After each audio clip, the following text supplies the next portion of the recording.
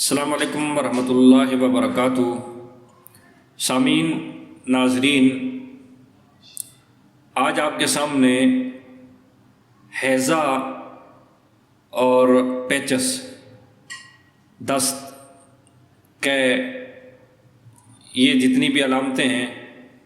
یہ آج کل کے موسم میں بہت زیادہ ہوتی ہیں، بچوں کو بھی اور بڑوں کو بھی، اور مستورات کو بھی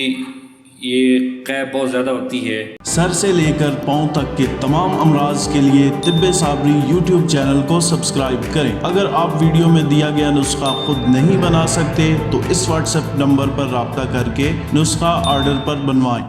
جب وہ حاملہ ہو، امید سے ہوں، تو انہیں قے بہت زیادہ آتی ہے، اس کا بھی یہ بہت اچھا علاج ہے۔ اور خاص طور پر ہیضہ جب اپنے زور پر ہو اور مریض کو بیک وقت قے، الٹیاں بھی شروع ہوں، ساتھ ساتھ پیچس بھی چل رہے ہوں، اور بالکل اس کے اندر سے سانس ختم ہو جائے اور آنکھیں سفید ہونا شروع ہو جائیں اور پیاس کی شدت ہو اور بندہ تڑپ رہا ہو اور وہ بار بار پانی کے لیے بےتاب ہو، تو ایسے وقت میں اگر 1 چمچ یہ دوائی بنی ہوئی ہو تو پیاس کی فوری طور پر زیادتی کو ختم کر دیتی ہے یہ دوائی، اور ساتھ ساتھ حاملہ کی قے کے لیے بھی مفید ہے، اور پیٹ میں مروڑ، درد، پیچس اور جتنی بھی اعصابی علامتیں ہیں تقریباً وہ ختم ہو جاتی ہیں، اور مریض الحمدللہ چند گھنٹوں کے بعد تندرست ہو کر کھڑا ہو جاتا ہے۔ اس دوائی کا نام ہے جوارش املی۔ نام یاد رکھ لیا، جوارش املی۔ یہ بہت کام کی چیز ہے، اور میں نے فوائد آپ کو بتا دیے، اب اس کی مقدار آپ ذرا نوٹ کریں جی۔ املی 1 پاؤ، آلو بخارا 1 پاؤ، انار دانہ 20 تولہ، منقع 20 تولہ، پودینہ دیسی 5 تولہ، عام جو پودنا ہوتا ہے پودینہ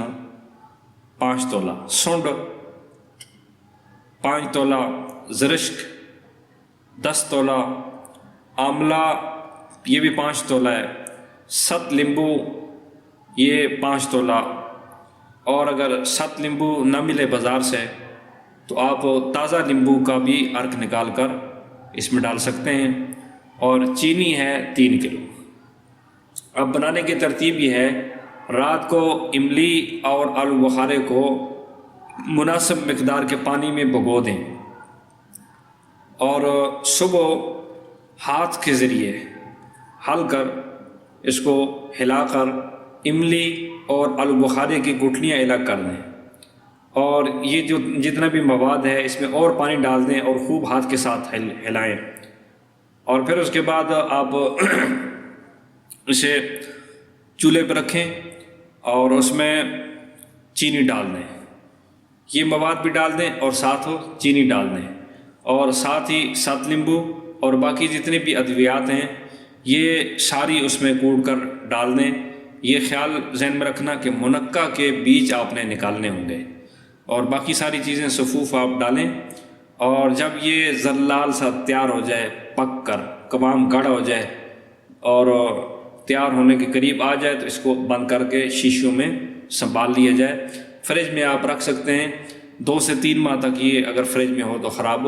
نہیں ہوتا۔ انشاءاللہ ہیضہ جیسی موذی مرض، جہاں ایمرجنسی کی صورت میں ڈاکٹر پاس نہیں ہوتا،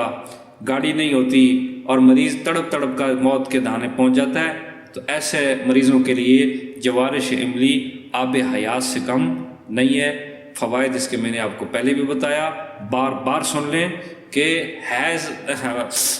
ہیضہ جیسی موذی مرض کے لیے بھی مفید ہے، اور اسی طرح حاملہ کی قے کے لیے بھی مفید ہے،